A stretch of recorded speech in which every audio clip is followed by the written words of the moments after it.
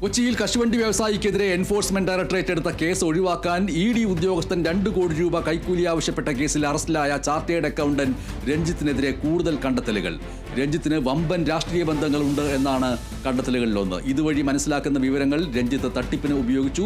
ED. ഓഫീസിലെ നിത്യ സന്ദർശകനാണ് രഞ്ജിത്ത് എന്ന് vigilance കണ്ടെത്തിയിരിക്കുന്നു. വിനയ രാജ് വിവരങ്ങളുമായി ചേരുന്നു.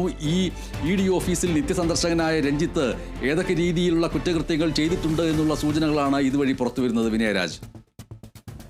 കഴിഞ്ഞ ദിവസം രഞ്ജിത്തിന്റെ വീട്ടിലടക്കം തന്നെ വിജിലൻസ് പരിശോധന നടത്തിയിട്ടുണ്ടായിരുന്നു. ഈ പരിശോധനയിലാണ് രഞ്ജിത്തിനെതിരെ കൂടുതൽ തെളിവുകളടക്കം കണ്ടെത്തിയിട്ടുണ്ടായിരുന്നത്.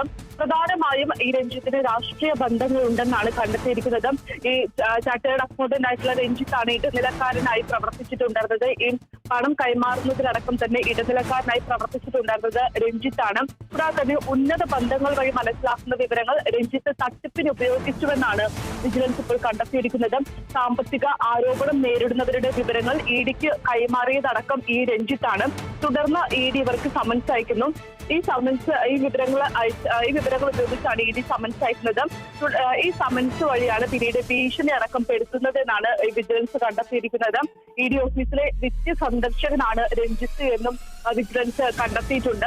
കേരളത്തിൽ മാത്രമല്ല, കേരളത്തിന് പുറത്തുള്ള ഇ.ഡി ഉദ്യോഗസ്ഥരുമായും അടുത്ത ബന്ധം രഞ്ജിത്തിനുണ്ട്. കൂടാതെ ഈ ട്രാൻസ്ഫർ ആയി പോയ ആളുകളുമായും അടക്കം രഞ്ജിത്തിന് ഒരു നല്ല ബന്ധം, നല്ല സൗഹൃദമുണ്ടെന്നടക്കം തന്നെ വിജിലൻസ് കണ്ടെത്തിയിട്ടുണ്ട്.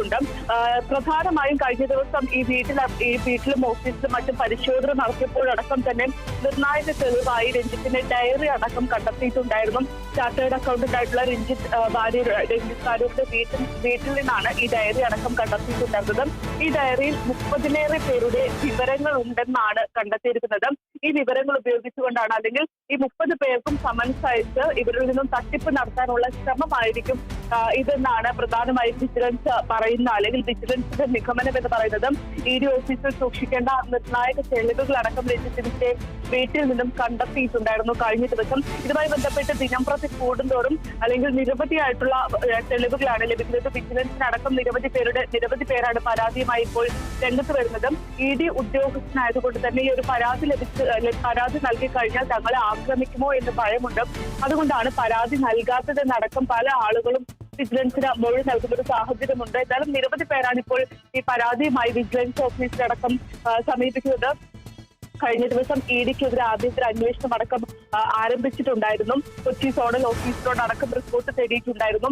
പ്രധാനമായും ഇപ്പോൾ വിജിലൻസ് കസ്റ്റഡിയിലുള്ള 2 മുതൽ 5 വരെയുള്ള പ്രതികളുടെ മൊഴി മാത്രം എടുത്തുകൊണ്ട് ഇ.ഡി ഉദ്യോഗസ്ഥനെതിരെ നടപടി സ്വീകരിക്കാൻ കഴിയില്ല എന്ന് തന്നെയാണ് വിജിലൻസ് പ്രധാനമായും പറയുന്നത്. അതുകൊണ്ട് തന്നെയാണ് ഇ.ഡി ഉദ്യോഗസ്ഥനെതിരെ ആഭ്യന്തര അന്വേഷണം ആരംഭിച്ചിട്ടുണ്ടായിരുന്നത്.